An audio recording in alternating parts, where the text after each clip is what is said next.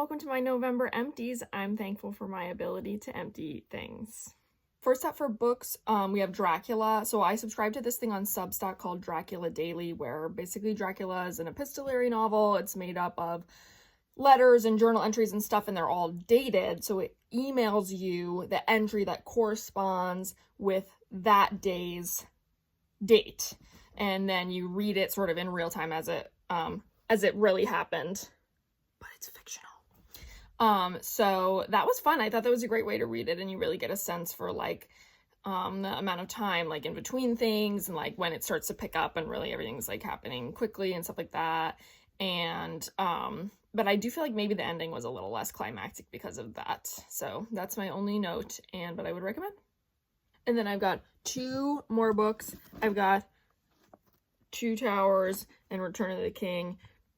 I had to do it. I read Fellowship of the Ring last month, and then I read these two this month, and yes, I read the appendices, okay? I'm not playing around. Quiz me.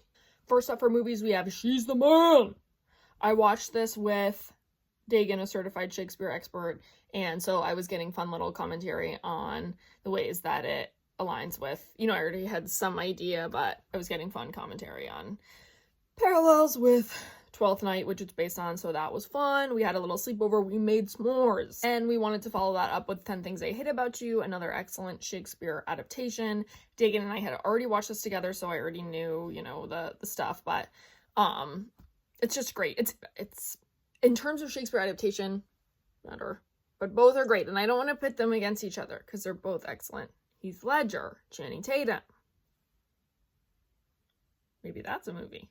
Next up, went to see in theaters with my family the new Knives Out movie, Wake Up Dead Man. I think that's what it's called. And this delivered. Great mystery, love it. They always do great. I really like, not sequels aren't always good, you know what I mean? But this one was. And look, am I thinking that hard about what I think happened while I'm watching it? No. But there were certain things that I thought would happen that then they subverted it. And there were things that I forgot about, came back up. It's a mystery. And then lastly, just last very night, I went to see Wicked for Good in theaters. Yet another wonderful sequel. And my favorite musical number in this was No Good Deed. Had to be. But everything about it's great. They do great. I said last time, but costumes, the set decoration, the singing, and the musics and the songs. Yeah. It gets a stamp of approval from me, okay? TV shows, watch the new season of English Teacher on Hulu. Please watch this if you haven't watched it. It's so good, and I want them to keep getting renewed, so I'm asking you, please watch it. And I think my favorite episode probably was the episode where they do the play. I love a play. And then we also watched the new Only Murders in the Building season. Really thought they were moving towards wrapping this up from the way the season was going, but then they did, spoiler alert, and on a kind of a cliffhanger, so we shall see. They might be covering their bases. But only time will tell if they get a new season, okay? Let's go Goops, guys! Let's go Goops. Okay. Starting with this lip gloss. Look, here's the story of this lip gloss from A to Z. You want to get with me? You better listen carefully.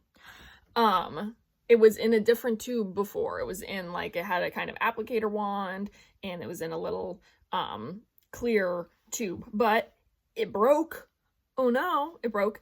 And I think I was here but visiting parents' house when it broke, and my mom has all these little tubes for things, and this is, I think, technically for perfume. It's got a little rolly ball, but I transferred what I could into this and then kept using it, and I was surprised because I thought I lost a lot of product, you know what I mean, by how long it took me to still finish it. But lip gloss, you don't use that much per day, you gotta be conservative with it.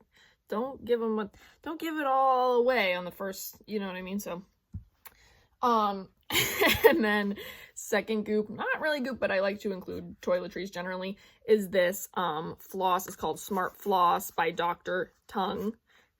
Kind of a fun name for the situation. And it's cardamom flavored, and it's microplastic free, and I liked it a lot. It was a very nice floss. It didn't come with as much in it as other flosses, so be prepared for that, if you don't want to miss a day kind of thing, you know what I mean? So But I would recommend. My mom gave this to me. She's coming in clutch this goop season. And it was her birth month, so wish her happy birthday. Her birthday happened.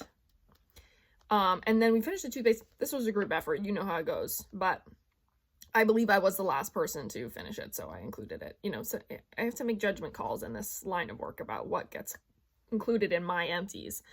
But I think I earned it. So this toothpaste is Dunzo guy. Okay. And that's the end of my goops. And that's the end of my empties video. Thank you for watching. And next month's going to be Christmas. So you might get to see some crafts. I don't know. Maybe we'll get to see some crafts for Christmas. So Merry Christmas coming up, and other happy holidays in general. And happy Thanksgiving that was in the past. And I hope you have a big hot cocoa.